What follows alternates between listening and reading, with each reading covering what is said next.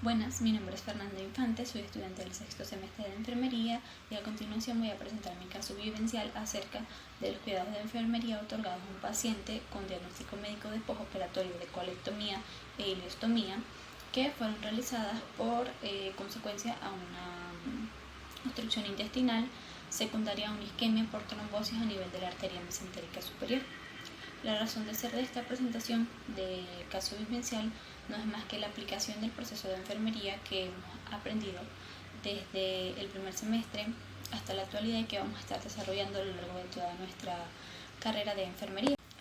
Para dar inicio con el caso vivencial, este tiene un esquema y la primera parte está constituida por la introducción. En este caso yo voy a dividirlo en dos partes para definir tanto la obstrucción intestinal como la isquemia intestinal. En cuanto a la obstrucción, esta no es más que la detención que se produce a nivel del tracto intestinal, ya sea de manera completa o parcial, pero que persiste en el tiempo y ocasiona una acumulación de heces o de flatos. Puede ser dada por distintas causas, ya sea intraluminales, intramurales o extrínsecas. En cuanto a la historia de la obstrucción intestinal, esta es de incluso antes de Cristo, por aquel entonces se tenía el conocimiento de que una de las mayores causas eran las hernias estranguladas, e incluso Hipócrates llegó a tratarlas. Otros cirujanos llegaron a tratar, al desarrollar incisiones para estas hernias, pero otros tenían la creencia de que las hernias estranguladas no eran curables, no eran tratables y desarrollaban otros tratamientos, como era el caso de los cambios posturales, en los cuales por decir coloquialmente, se colgaba a los pacientes de cabeza. Además se trataban de hacer lavados y enemas que podían incluir la ingestión de opio, de mercurio e incluso de heces de caballos. Más adelante, cuando se determinó que la mejor manera de tratar estas obstrucciones intestinales era el tratamiento quirúrgico, otros cirujanos comenzaron a realizar colostomías inguinales, lumbares e incluso por carcinomas obstructivos, y también se desarrollaron las resecciones de ciegos. Todo eso ocurrió a lo largo del siglo XVIII. Posteriormente, en el año 1884, Sir Frederick Treves definió por primera vez una obstrucción intestinal como un proceso que simplemente causaba la detención del tránsito intestinal. El año siguiente se llegó a definir qué diferenciaba a una obstrucción intestinal simple de una estrangulada.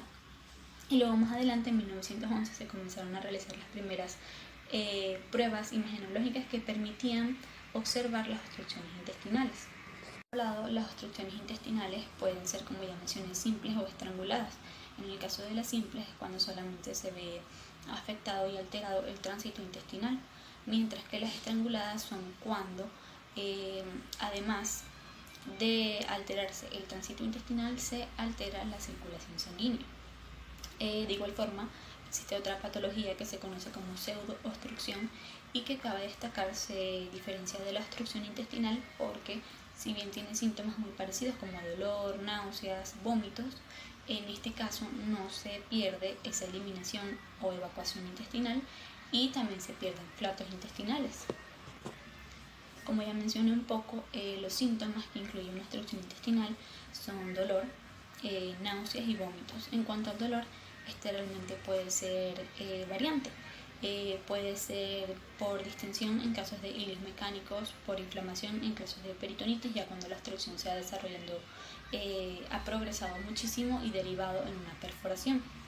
Puede ser también por cólicos en casos de hiperperistaltismo y en casos de ileos paralíticos, y podría llegar a ser por constricción en casos de estrangulaciones. Dentro de la sintomatología existe cierta indicación que permite diferenciar una obstrucción intestinal del intestino delgado de una en el intestino grueso, y esto es porque cuando se producen los vómitos, el contenido, si es una obstrucción intestinal en el intestino delgado, va a ser biliar, y si es en el intestino grueso va a ser fecaloide.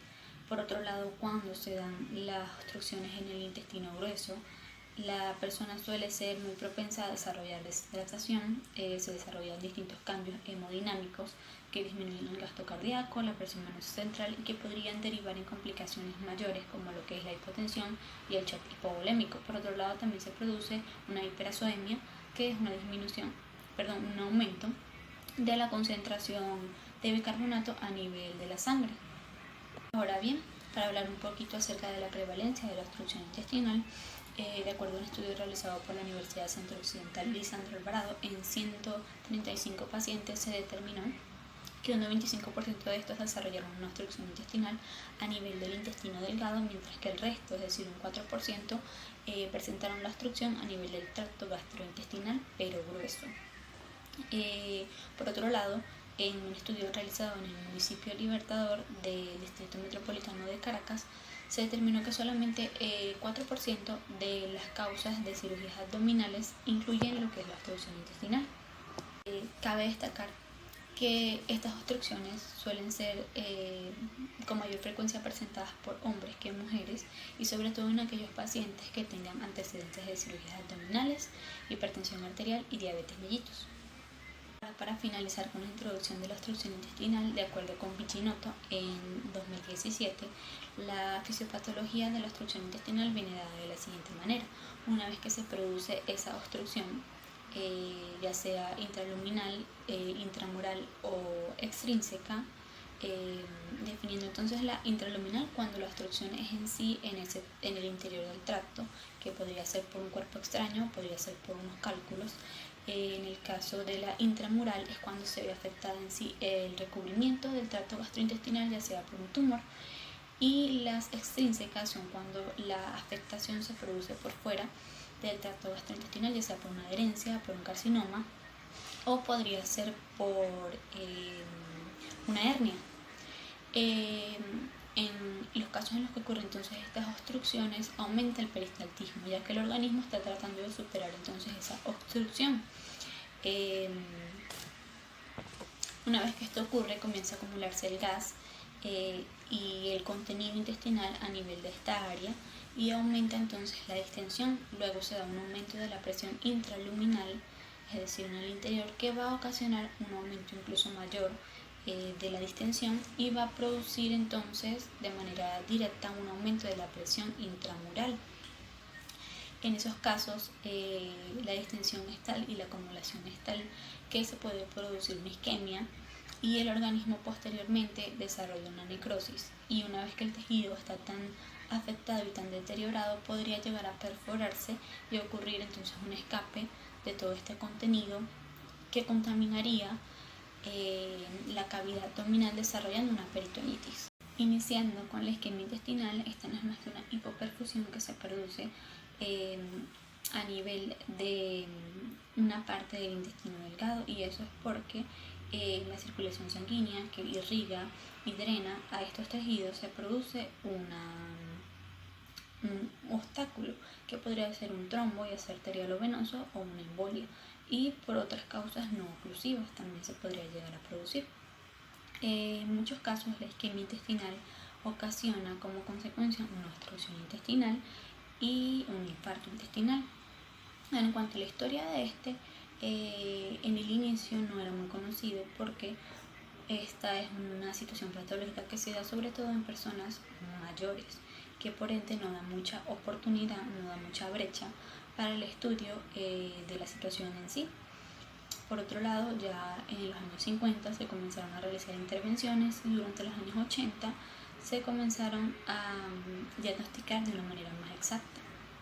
Ahora bien, las isquemias intestinales pueden ser a nivel del mesenterio superior o inferior, pero sin embargo, sobre todo en el mesenterio inferior, es cuando llega a producir complicaciones bastante graves. De acuerdo con Cano, en el 2019 se pueden dar isquemias intestinales, ya sea por trombos venosos arteriales o por embolias arteriales, e incluso por causas no oclusivas. Ahora, en cuanto a esta definición, las embolias arteriales se presentan con sintomatología como náuseas, diarrea, rectorragias y dolor. En cuanto a las trombosis arteriales, Se presentan también con náuseas, con vómitos y con dolor, pero el dolor es postprandial y aumenta gradualmente. En cuanto a las trombosis venosas, el dolor es muy inespecífico y en el caso de las isquemias intestinales no oclusivas se produce un dolor, pero esto sobre todo alrededor de la zona umbilical y puede producirse hipotensión y acidosis. El autor Cano en el 2019 publicó unos datos epidemiológicos de España acerca de la incidencia de la isquemia intestinal, que durante un año suele ser aproximadamente un 2% de casos de pacientes que desarrollan una isquemia intestinal y que requieren entonces una cirugía abdominal. Se dice que alrededor del 0,5% de los pacientes que presentan un dolor abdominal agudo e ingresan por esa razón, solamente son ese número, esa cifra, la que llega por una isquemia intestinal. El autor del Río en 2015 definió la fisiopatología de la isquemia intestinal como una respuesta del organismo local que inicia con vasoespasmo y constricción. Por ser las células de las microvellosidades del intestino bastante perfundidas en la normalidad, se produce entonces una necrosis bastante rápida que genera una respuesta de hipotensión y entonces incrementa ese daño isquémico. Si esta isquemia se mantiene por 30 minutos, la necrosis comienza a difundirse y se genera entonces un infarto intramural que puede derivar en una peritonitis, de igual manera que una obstrucción intestinal.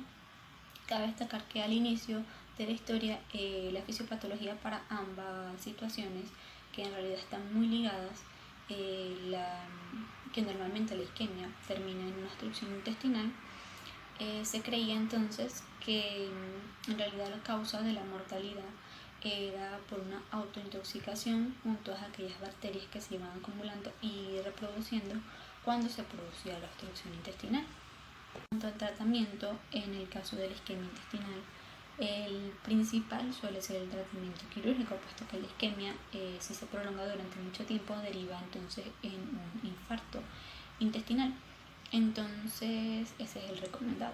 Para el caso de la obstrucción intestinal hay cierto periodo de margen entre las primeras 30 horas, de acuerdo a las complicaciones, que permiten, previo a la cirugía, el mantener o restablecer el equilibrio hidroelectrolítico y ácido base, además tratar de evitar o tratar todas aquellas complicaciones sépticas, y ya durante la recuperación es muy importante el restablecimiento del tránsito intestinal. Continuando entonces con la metodología, damos inicio a lo que es en sí el caso del paciente. Este es el estudio del caso de un paciente de 55 años de edad cuyos antecedentes médicos son diabetes mellitus, hipertensión arterial e insuficiencia venosa.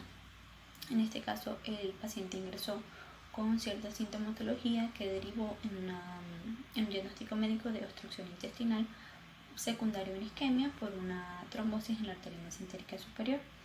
A lo largo entonces de esta presentación, en conjunto con la taxonomía 2 de la NANDA, se van a ir presentando ciertos diagnósticos que se relacionan con los resultados NOX y las intervenciones NIC, y mediante esto pues se va a ir presentando y desarrollando el proceso de enfermería.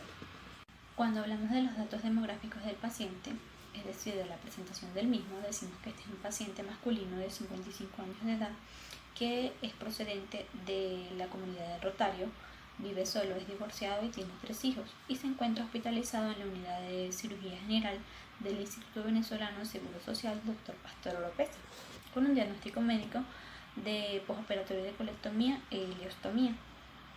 En cuanto al resumen de ingreso de este paciente masculino de 55 años de edad, él ingresa con razón de dolor, náuseas, distensión abdominal y ausencia de evacuación y de eliminación de flatos. Con la realización de una radiografía abdominal se le diagnostica entonces una obstrucción intestinal secundaria a una isquemia por trombosis en la arteria mesentérica superior. Es intervenido ese día y al momento de la valoración ya tiene 4 días de hospitalización. Y el diagnóstico médico actual entonces es postoperatorio de colectomía e ileostomía. Un poquito acerca de cuáles son los antecedentes médicos que presentaba el paciente. Sin embargo, profundizando un poquito, podemos decir que la diabetes mellitus tiene un antecedente de 15 años. En cuanto a la hipertensión arterial y la insuficiencia venosa periférica, tiene un periodo de progresión de 5 años, y hace unos 2 años tuvo un accidente laboral en el cual se lesionó uno de sus dedos de la mano izquierda, específicamente el anular. Sin embargo, no requirió de una intervención quirúrgica. En cuanto a alergias medicamentosas y asma, niega presentar alguna de estas. Al momento de ingresar a la unidad de cirugía general del instituto, se le asignó como diagnóstico médico obstrucción intestinal secundaria a una isquemia por trombosis a nivel de la arteria mesentérica superior. Además, se le diagnosticó una diabetes mellitus descompensada por hiperglicemia y una hipertensión arterial compensada. De igual manera, la insuficiencia venosa periférica está controlada. Al momento del abordaje, al realizar la valoración subjetiva, el paciente refiere que desde el momento de la cirugía está en dieta absoluta y que no ha comido ni bebido nada. Además, refiere sentirse deshidratado, dice no haberse levantado ni caminado desde antes de la cirugía, pero que realiza ejercicios con los miembros inferiores. Por otro lado, refiere que siente que durante la mañana de abordaje ha perdido todo lo que ha progresado en los últimos 4 días de recuperación. En cuanto a la valoración objetiva y a los signos vitales, se registra una temperatura de 38,4 grados centígrados, una frecuencia respiratoria de 25 respiraciones por minuto y una presión arterial de 140-100 milímetros de mercurio. En físico, el paciente se encontraba al momento de la valoración en posición de cúbito supino, sus fases eran álgicas y cansadas por el esfuerzo, la piel se encontraba sudorosa. En cuanto a la cabeza, pues esta era neurocefálica y tiene cabello corto de color negro con unas áreas despigmentadas. En cuanto a los ojos, pues se observa abundantes pestañas y abundantes cejas, unas escleróticas ligeramente hemorrágicas, una conjuntiva palpebral ligeramente pálida. Por otro lado, se observa a nivel del pabellón auricular una buena implantación y abundantes vellos a nivel del trago.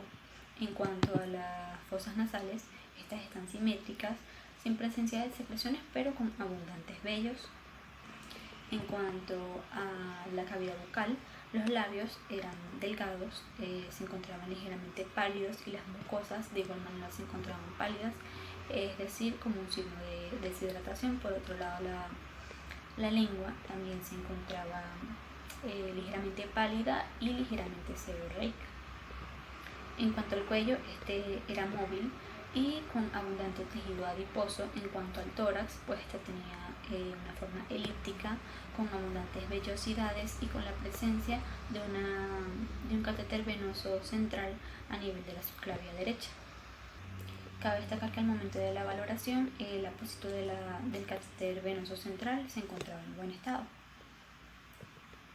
En cuanto al abdomen, esto se veía ligeramente distendido con la presencia de una herida quirúrgica abdominal media, tanto supra como infraumbilical, con un ligero hematoma en la parte inferior de la herida y con una pérdida de exudado que tiene una coloración amarillenta oscura, llegando a un color marrón. Sin embargo, no se evidenciaban signos de enrojecimiento a nivel de las suturas. Se evidenciaba también una bolsa de ileostomía con un contenido de color marrón líquido. En cuanto a la ocultación que se pudo realizar a nivel del abdomen, los fluidos hidroaéreos eran muy débiles y prácticamente ausentes.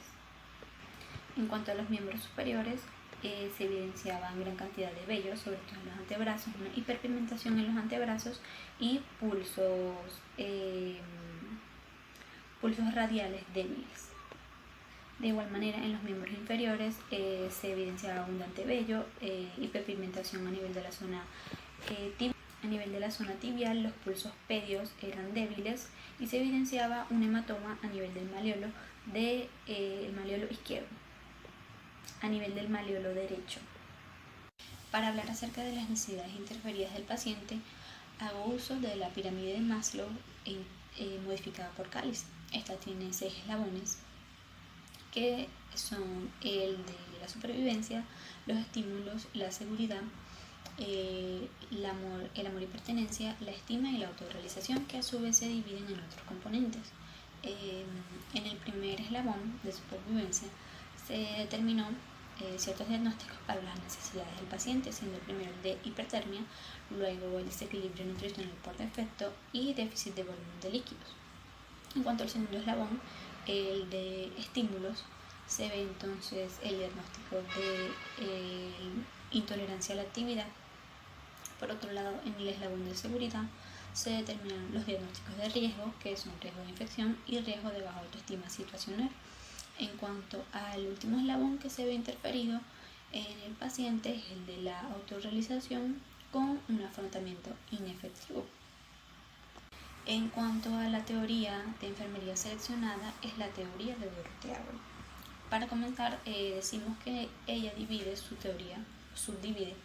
teoría en 3 más, y una de estas es la teoría del déficit del autocuidado. En este caso, ella dice que el autocuidado no es más que ciertas actividades que lleva a cabo la persona de manera consciente y que aprende a lo largo de la vida. Entonces, ella explica en esta teoría que una vez el paciente se ve incapacitado totalmente o parcialmente o simplemente se encuentra en desconocimiento acerca de la situación patológica, requiere del apoyo de enfermería, y es el papel de enfermería el proporcionar ese apoyo al paciente. De igual manera se proporciona al familiar, ya sea que el paciente, como ya dije, esté totalmente incapacitado, parcialmente, o que simplemente requiera de la proporción de ciertos conocimientos. Es por ello que, como se ve que el paciente tiene esta necesidad de movilidad, de intolerancia a la actividad, es enfermería y el familiar, siguiendo las recomendaciones de enfermería, los que se van a encargar entonces de apoyar al paciente para lo que es la higiene, el baño y la movilidad. Presentando entonces el plan de cuidados de enfermería para un paciente con diagnóstico médico de postoperatorio por colectomía e ileostomía, y siguiendo todos aquellos datos que se obtuvieron en la valoración, y basándome en la pirámide de Maslow modificada por Callis, determino que el primer diagnóstico, siguiendo el primer eslabón de la pirámide, es el de hipertermia, en este caso relacionado con la deshidratación que presentaba el paciente y evidenciado por una elevación de los valores de la temperatura, un aumento de la frecuencia respiratoria, piel febril al tacto y sudorosa. En este caso el NOT es el de termorregulación y el NIC es el de tratamiento de la fiebre. En cuanto a las actividades realizadas, entonces fue la valoración de la temperatura, del color de la piel, y por otro lado la valoración de otros signos vitales. A su vez se realizó primero un baño con agua tibia para refrescar al paciente, y se evidenció entonces la disminución de la temperatura. De no haberse logrado este objetivo como atractividad, se podría administrar un antipirético al paciente para lograr su confort. Sin embargo, una vez que se abordó al paciente, este se encontraba sustancialmente comprometido y se dejó levemente comprometido. El otro diagnóstico a desarrollar es el del déficit del volumen de líquido relacionado con la dieta absoluta que tiene indicada el paciente y manifestado por el mismo como me siento deshidratado. En cuanto al NOT seleccionado es el de hidratación, y en cuanto al NIT es el de manejo de líquidos. En este caso, para valorar el estado del paciente, Se evaluó la coloración de las mucosas y la turgencia de la piel. Como mencioné en el examen físico, las mucosas se encontraban pálidas por la deshidratación y de igual forma la lengua y los labios. Por otro lado, se valoró los ingresos y egresos del paciente. Se verificó que los familiares tenían un control del mismo. Y por otro lado, se valoró si había algún cambio electrolítico. En este caso, el paciente estaba recibiendo cloruro de potasio, por lo que se determina que tenía cierta disminución de los valores del potasio a nivel sanguíneo.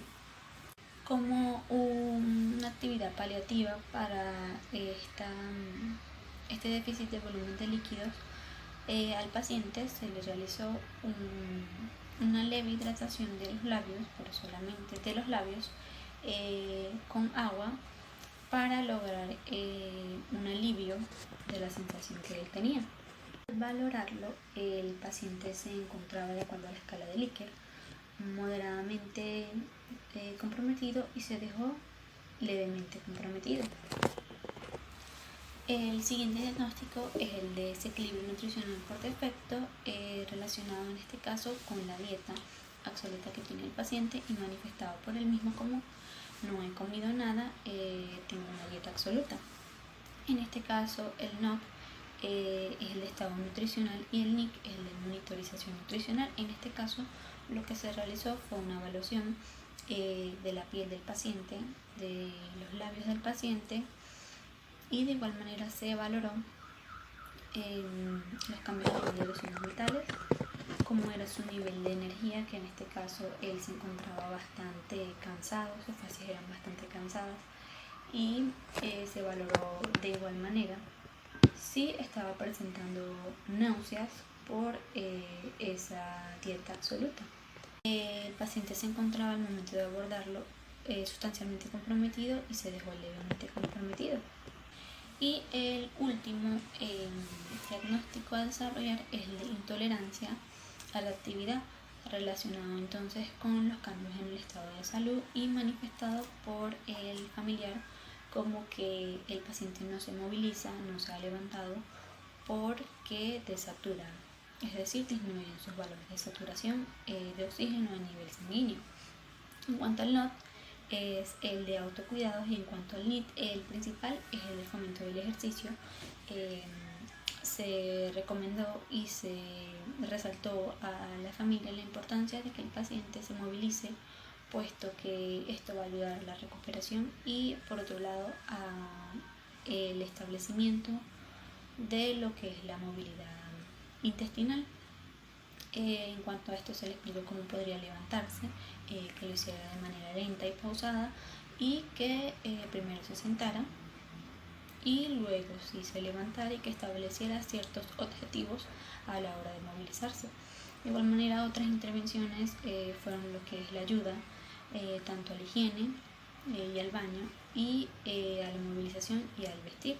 En este caso se ayudó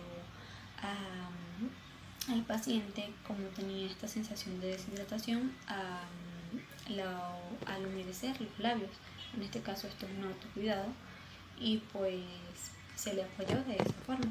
Y al momento de evaluar entonces el diagnóstico de intolerancia a la actividad, de acuerdo con la escala de Likert, el paciente se encontraba moderadamente con una intolerancia moderada, y al finalizar la valoración se encontraba levemente con una leve intolerancia. En cuanto a la razón de la determinación de cada diagnóstico, en el caso de la hipertermia, no fue más que por las evidencias en el paciente, y por ver que esto claramente era causado por esa dieta absoluta que no le permitía ni siquiera la ingesta de agua. En cuanto al del déficit del volumen de líquidos y del desequilibrio nutricional, esto viene relacionado con la dieta absoluta, y pues en este caso por el déficit de volumen de líquidos era constatar si el paciente realmente estaba presentando esa deshidratación y valorar en el aspecto nutricional si la dieta estaba teniendo un impacto en él. Por otro lado, en el caso de la intolerancia a la actividad, esto viene dado por esa importancia de que el paciente presentaba una disminución en la saturación de oxígeno al momento de movilizarse. Era cuestión de entonces evaluar qué tanta era esta necesidad de oxígeno al momento de movilizarse. Esto sería todo acerca del caso vivencial de un paciente con diagnóstico médico de postoperatorio de colectomía e ileostomía como parte de la asignatura de administración de la atención de enfermería.